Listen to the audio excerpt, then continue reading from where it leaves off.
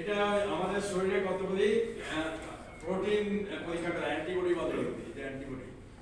এই অ্যান্টিবডি টেস্টের মাধ্যমে এটা ডাক্তার বুঝবে, আপনাদের এটা করার দরকার নাই। ডাক্তার টাইপ 1 না টাইপ 2 এটা বলবে। ওই অ্যান্টিবডি পরীক্ষা যদি করি আমরা, তাহলে বোঝা যাবে যে এটা কি টাইপ 1 না টাইপ 2।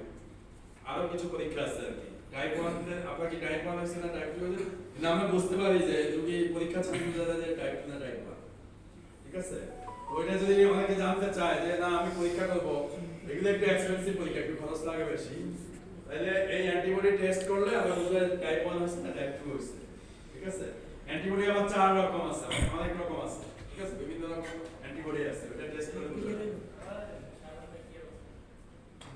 টাইপ 2 ডায়াবেটিসে এখন আমরা কখন বলবো যে ডায়াবেটিস হয়ে গেছে, ওষুধ খাওয়া শুরু করতে হবে?